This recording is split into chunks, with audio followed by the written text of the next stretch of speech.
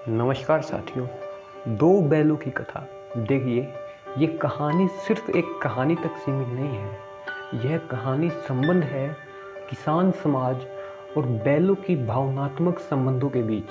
क्योंकि इस कहानी में मुंशी प्रेमचंद जी ने दर्शाया है कि जो भी किसान बैल रखते हैं, हालांकि हम भी अपने पास एक बैल रखते हैं, उनके बीच एक बहुत ही पवित्र संबंध होता है जो एक किसान ही जान सकता है। मुंशी प्रेमचंद जी की यह कहानी मानसरोवर के 8 भागों में से संकलित एक है। मुंशी प्रेमचंद जी ने जब मानसरोवर की रचना की तो उसको 8 भागों में विभाजित किया और उन्हीं 8 भागों में से एक भाग में यह कहानी संकलित है। मुंशी प्रेमचंद जी की यह रचना बहुत ही बहुमूल्य है। उन्होंने इस कहानी को आज़ादी से भी जोड़ा है कि आज़ादी सहज ही नहीं मिलती, आज़ादी के लिए भी काफ़ी संघर्ष करना पड़ता है। तो बिना किसी विलंब के जल्दी से अपनी कहानी को शुरू करते हैं। और दूसरी बात कि मुंशी प्रेमचंद जी की जो कहानियाँ होती हैं, उन कहानियों में हम केवल पात्रों को पढ़ते नहीं, हम पात्रों के अंदर ही चले जाते हैं। इस कहानी में हीरा और मोती को मुंशी प्रेमचंद जी ने इस तरह दर्शाया है कि आपको भी लगेगा कि आप भी हीरा मोती की तरह दर दर भटक रहे हैं और उनके साथ संघर्ष कर रहे हैं कि किन संघर्षों से लड़कर मुंशी प्रेमचंद जी ने हीरा और मोती जी को जीत दिलाई। जो हीरा और मोती सिर्फ बैल नहीं है, वे भावना जुड़ जाती है आपके साथ। तो बिना किसी देरी के आपके सामने प्रस्तुत है मुंशी प्रेमचंद जी की ये कहानी। देखिए, सबसे पहले मुंशी प्रेमचंद जी लिखते हैं, जानवरों में गधा सबसे बुद्धिहीन समझा जाता है। जब भी हम किसी आदमी को परले दर्जे का बेवकूफ़ कहना चाहते हैं तो हम उसे गधा कह देते हैं। गधा सचमुच बेवकूफ़ है या उसके सीधेपन, उसकी निरापद सहिष्णुता ने उसे यह पदवी दे दी है, इसका निश्चय नहीं किया जा सकता। गाय सींग मारती है, ब्याई हुई गाय तो अनायास ही सींगनी का रूप धारण कर लेती है। कुत्ता भी बहुत करीब जानवर है, लेकिन कभी कभी उसे भी क्रोध आ ही जाता है। किंतु गधे को कभी क्रोध करते हुए नहीं सुना। आपने भी दोस्तों गधे को अक्सर क्रोध करते हुए नहीं देखा होगा। जितना चाहे गरीब को मारो, जैसी चाहे खराब सड़ी हुई घास सामने डाल दो, उसके चेहरे पर कभी असंतोष की छाया दिखाई न देगी। वैसाख में चाहे एक आध बार कुलेल कर लेता हो, पर हमने उसे कभी खुश होते नहीं देखा। उसके चेहरे पर एक विषाद स्थायी रूप से छाया रहता है। विषाद का अर्थ है दोस्तों दुख। सुख दुख, लाभ हानि, किसी भी दिशा में उसे बदलते नहीं देखा। ऋषियों मुनियों के जितने भी गुण हैं, वे सभी उसमें पराकाष्ठा को ही पहुंच गए, पर आदमी उसे बेवकूफ़ कहता है। सद्गुणों का इतना अनादर कभी नहीं देखा। क्यों अमेरिका? अब देखिए, इस कहानी में मुंशी प्रेमचंद जी कहते हैं, कदाचित सीधेपन संसार के लिए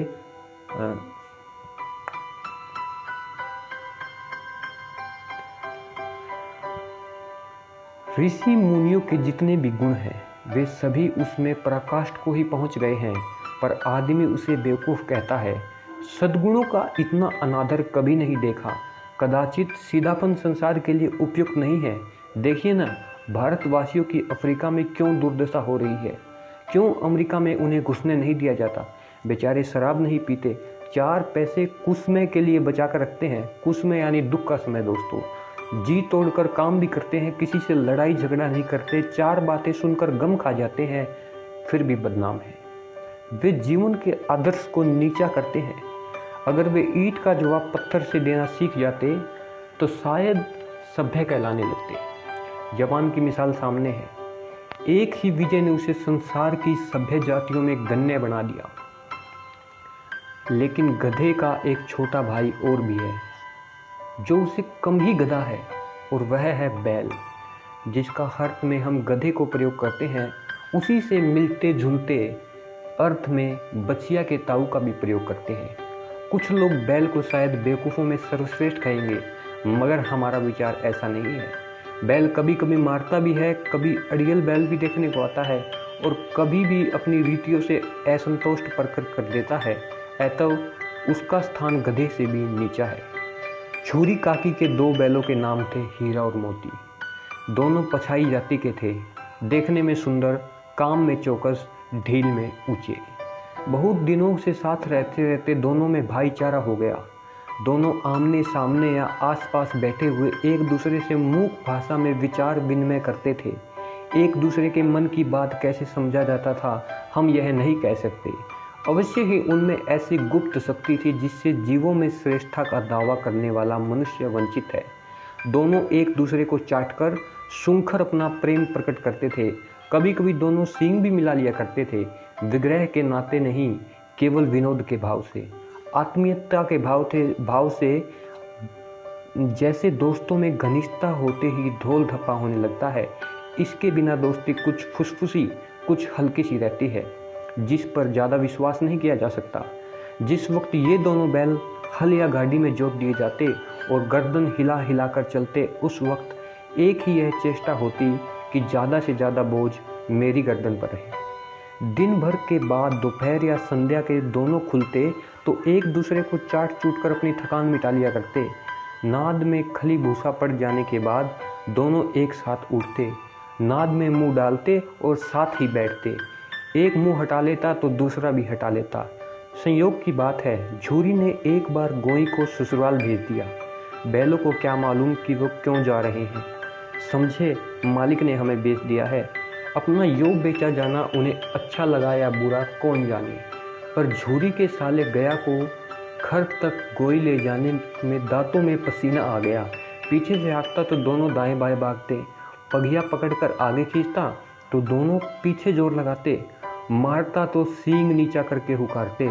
अगर ईश्वर ने उन्हें वाणी दी होती तो झूरी से पूछते पूछते हम गरीबों को क्यों निकाल रहे हैं। क्षमा चाहूँगा दोस्तों, ये कहना चाहता है कि अगर ईश्वर ने उन्हें वाणी दी होती तो झूरी से पूछते, तुम हम गरीबों को क्यों निकाल रही हो। हमने तो तुम्हारी सेवा करने में कोई कसर नहीं उठा रखी। अगर इतनी मेहनत से काम न चलता तो और काम ले लेते। हमें तो तुम्हारी चाकरी में मर जाना कबूल था। हमने कभी दारे चाने की शिकायत नहीं की। तुमने जो कुछ खिलाया वह सिर झुकाकर खा लिया। फिर तुमने हमें इस जालिम के हाथों क्यों बेच दिया। संध्या के समय दोनों बैल अपने नए स्थान पर पहुंचे। दिन भर के भूखे, लेकिन जब नाद में लगाए गए तो एक ने भी उसे मुंह न डाला। शरीर भारी हो रहा था। उन्होंने अपना घर समझा था, वह आज उनसे छूट गया। यह नया घर, नया गांव, नए आदमी उन्हें बैगोने से लगते थे। दोनों ने अपनी मूक भाषा में सलाह की, एक दूसरे की कनखियों को देखा और लेट गए। जब गांव में सोता पड़ गया तो दोनों ने जोर मारकर पगहे तुड़ा डाले और घर की तरफ चले। पगहे बहुत ही मजबूत थे दोस्तों। अनुमान न हो सकता कि कोई बैल उन्हें तोड़ सकेगा, परंतु इन दोनों में इस समय दूनी शक्ति आ गई थी। एक एक झटके में रस्सियाँ टूट गई। झूरी प्रातःकाल सोकर उठा तो देखा कि दोनों बैल चरनी पर खड़े हैं। दोनों की गर्दनों में आधा आधा गराव लटक रहा है। घुटने तक पांव कीचड़ से भरे हैं और दोनों की आंखों में विद्रोह में स्नेह झलक रहा है। झूरी बैलों को देखकर स्नेह से गदगद हो गया, दौड़कर उन्हें गले लगा लिया। प्रेम लिंगन और चुम्बन का वह दृश्य बड़ा ही मनोहर था दोस्तों। घर और गांव के लड़के जमा हो गए और तालियां बजा बजाकर उनका स्वागत करने लगे। गांव के इतिहास में यह घटना अभूतपूर्व न होने पर भी महत्वपूर्ण थी। बाल सभा ने निश्चय किया, दोनों पशु वीरों का अभिनंदन पत्र देना चाहिए। अपने अपने घर से रोटियां लाया, कोई गुड़ लाया, कोई चारा और कोई भूसी लेकर आया दोस्तों। एक बालक ने कहा, ऐसे बैल किसी के पास न होंगे। दूसरे ने समर्थन किया, इतनी दूर से दोनों अकेले चले आए। तीसरा बोला, बैल नहीं है, वे तो उस जन्म के या मानस है मानस। इसका प्रतिवाद करने को किसी का साहस नहीं हुआ। झूरी की जो स्त्री है दोस्तों, बैलों को द्वार पर खड़ा देखा तो जल उठी। बोली, कैसे नमक हराम बैल है कि एक दिन में काम ना किया और भाग खड़े हुए। झूरी अपने बैलों पर यह आक्षेप सुन न सका। नमक हराम क्यों है जी? चारा दाना न दिया होगा तो क्या करते? स्त्री ने रौब के साथ कहा, बस तुम ही हो बैलों को खिलाना जानते हो, और तो सभी पानी पिला कर रखते हैं। झूरी ने चिढ़ाया, चारा मिलता तो क्यों भागते? स्त्री चिड़ी, अब भागे इसलिए हैं वे लोगों को तुम जैसे बुद्धुओं की तरह बैलों को सहलाते नहीं, खिलाते हैं तो रगड़कर जोतते भी हैं। ये दोनों ठहरे कामचोर भाग निकले। अब देखो कहाँ से खली और चोकर मिलता है। सूखे भूसे के सिवा कुछ न दूंगी, चाहे मर जाए। वही हुआ। मजूर को कड़ी ताकीद कर दी गई कि बैलों को खाली सूखा भूसा दिया जाए। बैलों ने नाद में मुंह डाला तो काफ़ी फीका फीका, न कोई चिकनाहट न कोई रस, क्या खाए। आशा भरी आंसू से द्वार की ओर ताकने लगे। झूरी ने मजूर से कहा, थोड़ी सी खली क्यों नहीं डाल देता बे, मालकिन मुझे मार ही डालेगी। चुरा कर डाला न, दादा पीछे से तुम उन्हीं से कहोगे। दूसरे दिन झूरी का साला फिर आया और बैलों को ले चला। अब की बार उन दोनों को गाड़ी में जोत दिया गया। 2-4 मोती ने गाड़ी को सड़क की खाई में गिरा चाहा, पर हीरा ने संभाल लिया। वह ज़्यादा सहनशील था। संध्या समय घर पर पहुंचकर दोनों को मोटी रस्सियों से बांधा और कल की शरारत का मजा चखाया। फिर वहीं सूखा भूसा डाल दिया। अपने दोनों बैलों को खली चूनी सब कुछ दी। दोनों बैलों का ऐसा अपमान कभी न हुआ था। झूरी उन्हें फूल की छड़ी से भी न छूता। उसकी टिक्कार पर दोनों उड़ने लगते। यहाँ मार पड़ी, आहत सम्मान की व्यथा न होती तो उस पर मिला सूखा भूसा। नाद की तरफ आंखें तक न उठाई। दूसरे दिन गया ने बैलों को हल में जोता। इन दोनों ने जैसे ही पाँव ने उठाने की कसम खा ली थी, वह मारते मारते थक गया, पर दोनों ने पाँव न उठाया। एक बार जब उस निर्दयी ने हीरा की नाक पर खूब डंडे जमाए तो मोती का गुस्सा काबू के बाहर हो गया। हल लेकर वह भागा। हल, रस्सी, जुआ, जोत सब टूटकर बराबर हो गए। गले में बड़ी बड़ी रस्सियाँ न होती तो दोनों पकड़ाई में न आते। हीरा ने मूक भाषा में कहा, भागना तो व्यर्थ है। मोती ने उत्तर दिया, तुम्हारी तो इसने जान ही ले ली थी। अब की बार मार पड़ेगी। पढ़ने दो, बैल का जन्म लिया है तो मार से कहाँ तक बचेंगे। गया 2 आदमियों के साथ दौड़ आ रहा है, दोनों के हाथ में लाठियाँ है। मोती बोला, कहो तो दिखा दूं कुछ मजा, मैं भी लाठी लेकर आ रहा है। हीरा ने फिर समझाया, नहीं भाई, खड़े हो जाओ, मुझे मारेगा तो मैं भी 1-2 को गिरा दूंगा। उसके बाद दोस्तों, नहीं, हमारी जात का यह धर्म नहीं है। मोती दिल में ऐंठ कर रह गया। आ गया, पहुंचा और दोनों को पकड़कर ले चला। कुशल हुई कि उसने इस वक्त मारपीट न की, नहीं तो मोती भी पलट जाता। उसके तेवर देखकर और उसके सहायक समझ गए कि इस वक्त टाला जाना ही मसलहत है। आज दोनों के सामने फिर वही सूखा भूसा लाया गया। दोनों चुपचाप खड़े रहे। घर के लोग भजन करने लगे। उस वक्त छोटी ही लड़की 2 बैलों के लिए निकली और दोनों के मुंह में देकर चली गई एक रोटी का टुकड़ा। उस एक रोटी से इनकी भूख तो क्या शांत होती, पर दोनों को हृदय को मानो भोजन ही मिल गया। यहाँ भी किसी सज्जन का वास है। लड़की भैरव की थी, उसकी माँ भी मर चुकी थी। सौतेली माँ उसे मारती रहती थी, इसलिए इन बैलों से उसे किसी प्रकार की आत्मीयता हो गई थी। दोनों दिन भर जोते दाते, डंडे खाते अड़ते, शाम को थान पर बांध दिए जाते और रात को वही बालिका उन्हें रोटियां खिला जाती।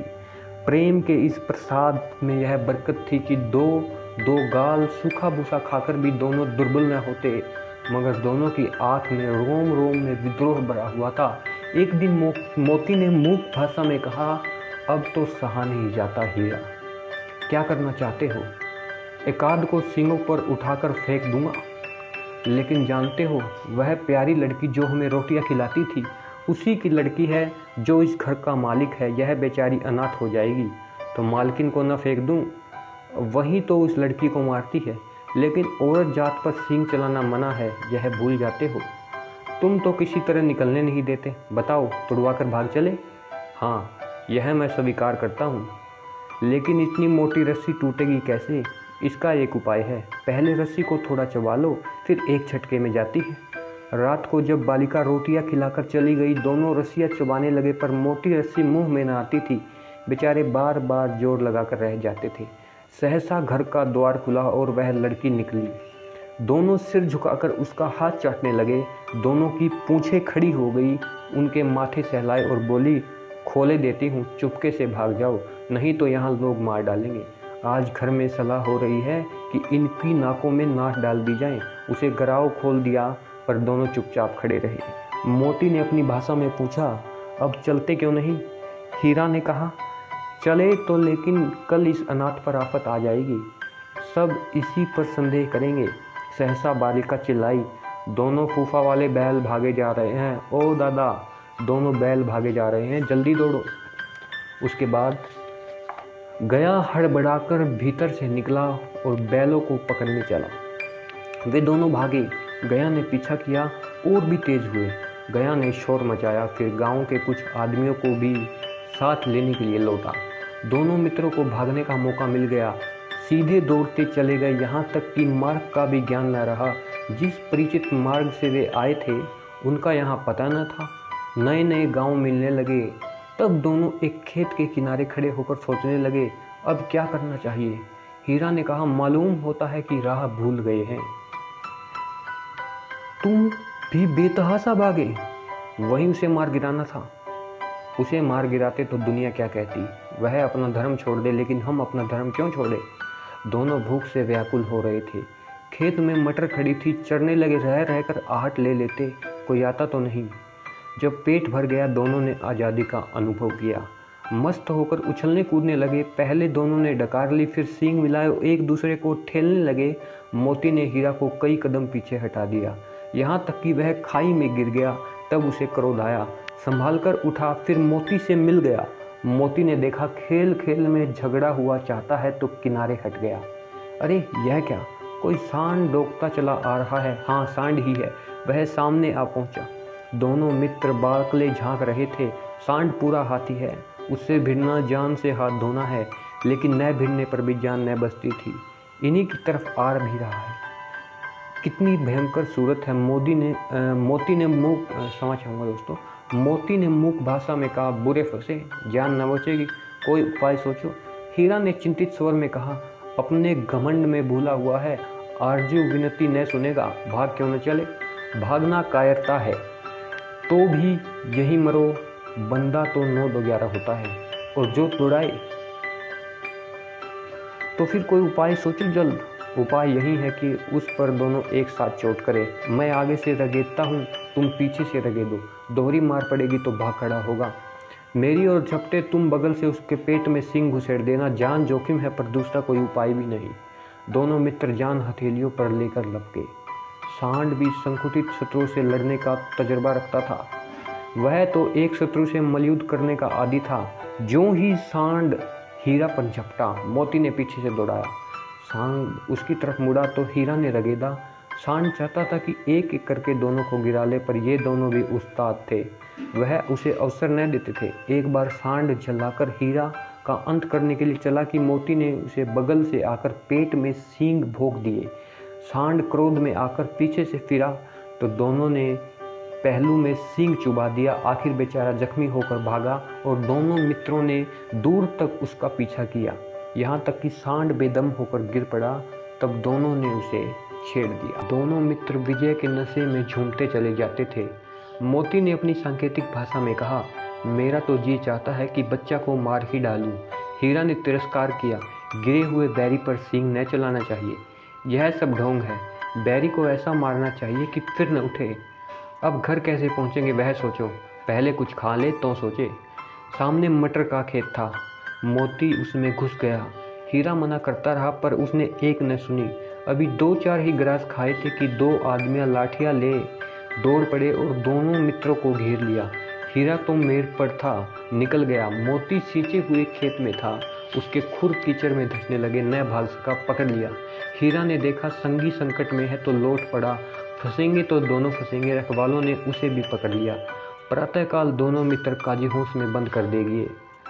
दोनों मित्रों को जीवन में पहली बार ऐसा साबिक पड़ा कि सारा दिन बीत गया और खाने को एक तिनका भी न मिला। समझ में ही न आता था कि यह कैसा स्वामी है। इसे तो गया फिर भी अच्छा था। यह कई भैंसें थी, कई बकरियां, कई घोड़े, कई गधे, पर किसी के सामने चारा न था। सब जमीन पर मुर्दों की तरह पड़े थे। कई तो इतने कमज़ोर हो गए थे कि खड़े भी न हो सकते थे। सारा दिन दोनों मित्र फाटक की ओर टकटकी लगाए देखते रहे, पर कोई चारा लेकर न आता था।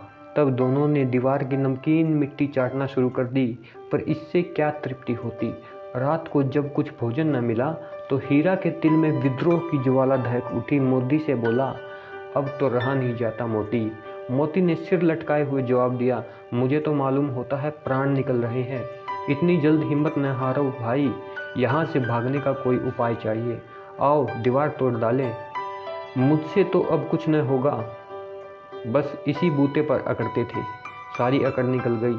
बाड़े की दीवार कच्ची थी, हीरा मजबूत तो था ही, उसने नुकीले सींग दीवार में गड़ा दिए और जोर जोर मारा तो मिट्टी का एक चिपड़ निकल आया। फिर तो उसका साहस बढ़ा, उसने दौड़कर दीवार पे चोटें की और हर चोट में थोड़ी मिट्टी गिराने लगा। उस समय काजी होश में चौकीदार लालटेन लेकर जानवरों की हाजिरी लेने आ निकला। हीरा का उजड़पन देखकर उसने उसे कई डंडे रसीद किए और मोटी सी रस्सी से बांध दिया। मोती ने पड़े पड़े कहा, आखिर मार खाई, क्या मिला? अपने बूते पर जोर तो मार दिया। ऐसा जोर मारना किस काम का कि और बंधन में पड़ जाए। जोर तो मारता ही जाऊंगा, चाहे कितने ही बंधन क्यों ना पड़ते जाए, जान से हाथ धोना पड़ेगा, कुछ परवाह नहीं, यो भी मरना ही है। सोचो दीवार खुद जाती तो कितनी जानें बच जाती। इतने भाई यहाँ बंद है, किसी को देह में जान नहीं है। 2-4 दिन और यही हाल रहेगा तो सब मर जाएंगे। हाँ यह बात तो है। अच्छा तो ला, फिर मैं जोर लगाता हूँ। मोती ने भी दीवार में उसी जगह सींग मारा, थोड़ी सी मिट्टी गिरी और फिर हिम्मत बढ़ी। फिर तो दीवार में सींग लगाकर इस तरह जोर करने लगा मानो किसी प्रतिद्वंदी से लड़ रहा हो। आखिर 2 घंटे की और जोर आजमाइश के बाद अब हीरा दीवार के ऊपर के लगभग 1 हाथ गिर गई थी। उसने दूनी शक्ति से दूसरा धक्का मारा तो आधी दीवार गिर पड़ी।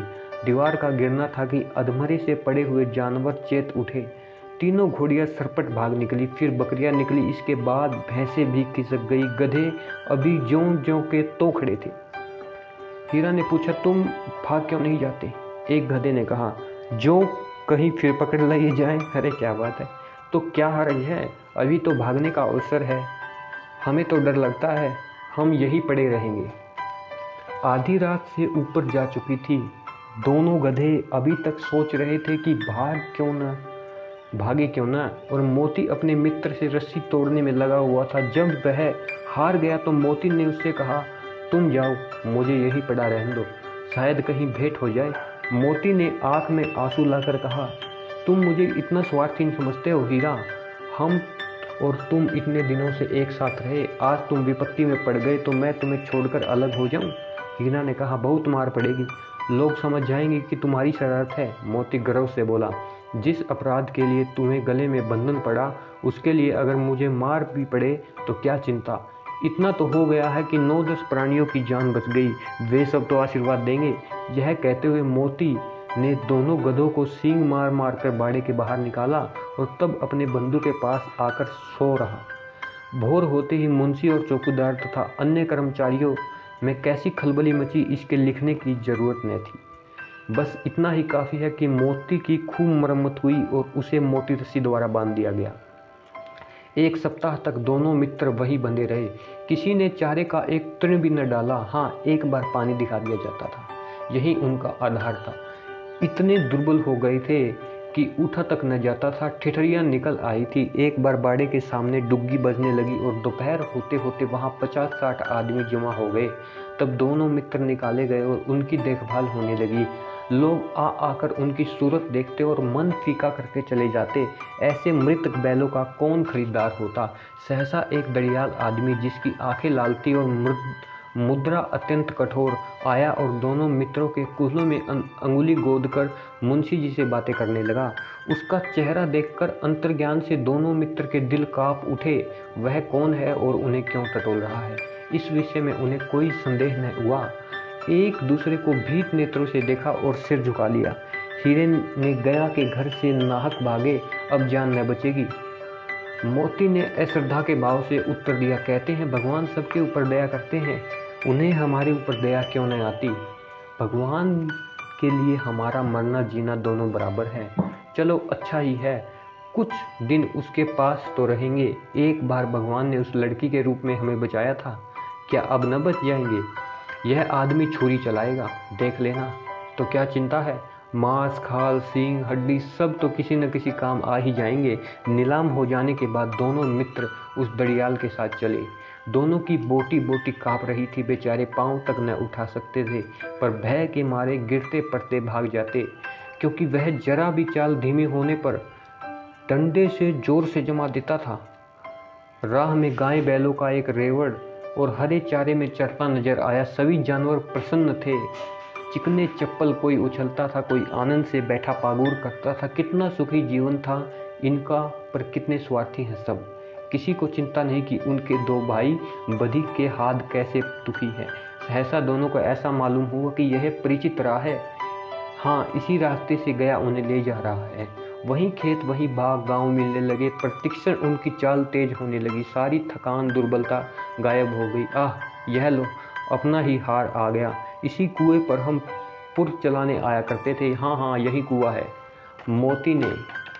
मोती ने कहा, हमारा घर नागीच आ गया। हीरा बोला, भगवान की दया है।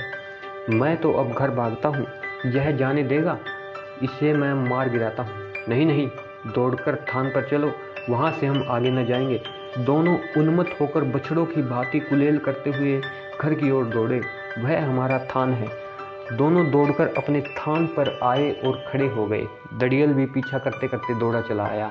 झूरी द्वार पर बैठा धूप खा रहा था। बैलों को देखते ही दौड़ा और उन्हें बारी बारी गले से लगाने लगा। मित्रों की आंख से आनंद के आंसू बहने लगे। एक झूरी का हाथ चाट रहा था। दड़ियल ने जाकर बैलों की रस्सियाँ पकड़ ली। झूली ने कहा, ये तो मेरे बैल हैं। तुम्हारे बैल कैसे? मैं मवेशी खाने से नीलाम किए लाता हूँ। मैं तो समझा हूँ चुराए लिए आते हो। चुपके से ले जाओ, ये मेरे बैल है। मैं बेचूंगा तो बिकेंगे। किसी को मेरे बैल नीलाम करने का क्या अख्तियार है? जाकर थाने में रपट कर दूंगा।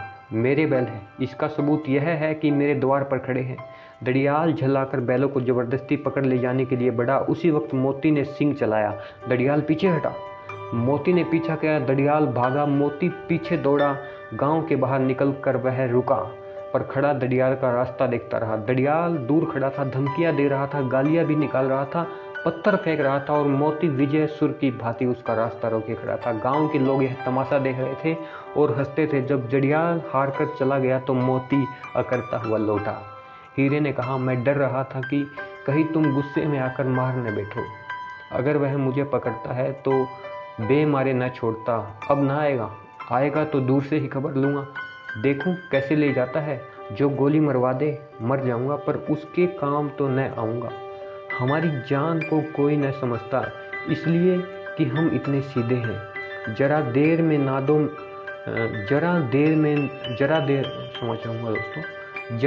नादों में खली, भूसा, चोकर और दाना भर दिया गया और दोनों मित्र खाने लगे। झूरी खड़ा दोनों बैलों को सहला रहा था और 20 लड़के तमाशा देख रहे थे। सारे गांव में उत्साह सा मालूम होता था। उसी समय मालकिन ने आकर दोनों के माथे चूम लिए। क्षमा चाहूँगा दोस्तों, कहानी के बीच अगर कुछ गलती हो गई हो तो। इधर गर्मी आज थोड़ी ज़्यादा थी, इसलिए मैं पंखा नहीं चला पाया, क्योंकि इससे जो है ऑडियो भी डिस्टर्ब होती थी। और ये जो कहानी है, इसका भाव आप समझ गए होंगे कि किसान और बैल के बीच कितना ज़्यादा अंतर संबंध मुंशी प्रेमचंद जी ने इन्होंने दिखाया। और आखिर में उन्होंने यह भी बताया कि जो मालकिन है वो शुरू में इतना स्नेह भाव नहीं रखती थी बैलों के प्रति, पर आखिर में जब मालकिन ने उन बैलों को देखा तो वह भी अपनी करुणा को नहीं रोक सकी और भागकर उसने भी बैलों को गले लगा लिया। तो कहने की बात यह है कि दोस्तों, जब हमारे पास कोई वस्तु नहीं होती तब हम उसकी आदर इतना नहीं कर पाते, जैसे कि मालकिन ने नहीं किया। पर मालकिन को जब यह पता चला कि अब बैल हमारे पास उपलब्ध नहीं है, और उन्हें लंबे समय के बाद जब बैलों को देखा तो उसको भी उन बैलों का मूल्य समझ में आ गया और उन्होंने भी आखिर उन बैलों को अपना ही लिया। और उसके साथ ही मुंशी प्रेमचंद जी ने जो आज़ादी की बात कही वह भी इस कहानी में सार्थक साबित हुई। और यह कहानी इसी के साथ समाप्त होती है। धन्यवाद दोस्तों।